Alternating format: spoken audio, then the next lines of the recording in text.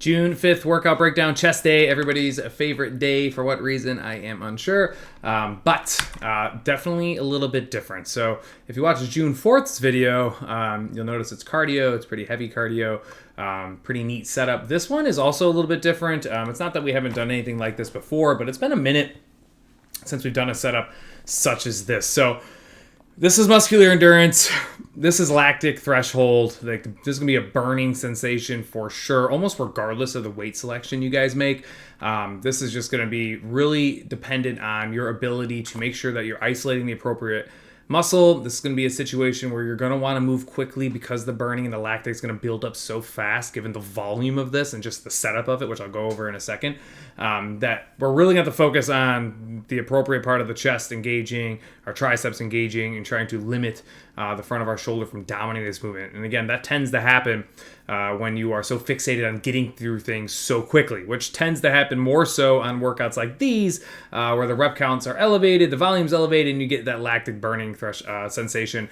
People just want to kind of blast through things without really thinking about which muscles are actually activating and are they the right ones. So how it's going to go is you're going to have the whole class, and you guys are just going to try to chip away. And after each set, you're going to move on over to the push-ups and the calories bike. So I can see a few things kind of playing out right here. You're going to get a ton of volume. Like, you're going to get your gross tonnage for sure. This is a great maintenance type of workout in the sense of you're not necessarily going to have an opportunity to get stronger per se. This isn't like hypertrophy work, given the volume and just the actual setup of this. But you're definitely not going to lose anything. And we're really working on, again, dragging it out and giving your muscles the ability to last longer, withhold more capacity or time under tension. So the first two movements, again, unilateral strength month. We're going to hit them. Single arm chest press is without a dumbbell in the opposite hand. All right, so it's only going to be one dumbbell, so you have to really work on your trunk and your legs, being fixated on the ground to stabilize yourself. Again, trying really hard not to just blast through these really fast. Control it correctly. And go as heavy as you want, but obviously your inability to stabilize is going to limit you, so you're going to have to pay attention to that. But you're going to do one set of 12 on each arm, and then you'll do the push-ups unbroken, which is big. Like, I tried to highlight it red both times. I think the unbroken gets glossed over a lot of times. It's pretty important. Like, I want you guys to treat it like a superset. So you're going to do both arms, roll to the ground, do your push-ups unbroken, so it's just one set. You're not taking breaks in between it for, again, physiological purposes. And then you'll go to your bike and do your calories on the bike. And this is kind of make or break right here, right? If you pick the wrong calorie count out of like ego and pride, you probably won't get anywhere near as far as you'd like to. So again, you know, if my LC 10, like, you don't have to do 10. Like, you can do 8 or 7, right? Like, you guys can count 4, 8, 12, 16, ultimately 20 sets. If you were to do 10, that's 200 calories biked. Like, that's a large amount of calories if you're not overly conditioned on the bike, which is great. Like, I love that little X factor of the entire workout, is that at the end of the day, as much as you're going to feel this in your chest and your triceps, like, you're going to accumulate a decent chunk of calories on the bike, and that bike is also going to have to force you to have an elevated heart rate and really have to control your trunk, especially on these unilateral movements, which I love combining those two. With an elevated heart rate, you're trying to get your breathing under control, yet you still have to stabilize through your trunk.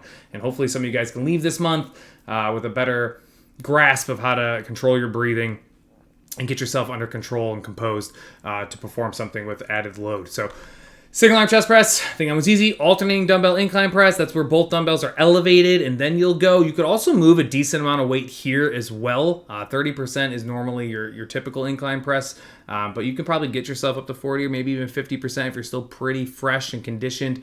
But again, don't want to blast through this. A lot of people do the whole pendulum thing where they're just going like this the whole time. They don't ever actually finish a side before the other side goes.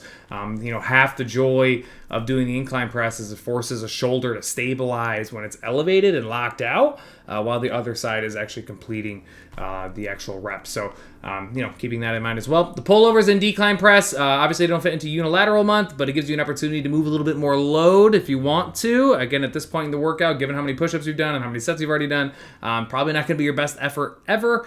So this is a situation where I would obviously base it off of my fatigue levels and respond, how is my body responding to this? Can I manipulate the pullovers enough to make sure that my chest and triceps are doing the majority majority of the work.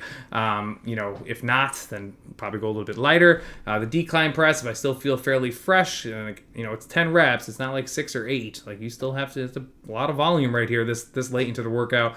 But again, maybe gives you a little enlightenment on your conditioning levels. Like, what's your muscular conditioning look like when you get down to the decline press? If I typically use, this is definitely what I'm going to be thinking. Like, if I typically use, and this is not what I use, I'm just throwing numbers out there. Let's say I typically use 80s for my decline press for 4 or 5 sets of 10. How close can I get to that when I actually get, 12 sets in plus all the push-ups? If I grab 70s, like, is it a kind of a piece of cake? Like, that would show to me that my conditioning levels are pretty good. If I grab 70s and I can't even get through a set of 10, then that's probably going to tell me that my conditioning levels are starting to take a hit this late into the workout, which is expected, by the way. But you can definitely increase that with practice. And then the bar scale at the bottom. At 1, I don't know that everybody's even going to get there. So don't freak out about the bar scale. And then 2, unbroken. I'm trying to get people up onto the bar. Obviously, you don't have to go to the bar. Like, if you're not comfortable doing, knee raises, knees to bows, or toes to bar, then by all means, you can obviously stay on the ground or a bench. This looks really cool. I'm excited about, honestly, the 4th and the 5th. 2 totally different workouts in their own right. And hopefully, I can keep conjuring up structures like this. But if you have any questions, feel free to reach out. Otherwise, enjoy June 4th and 5th.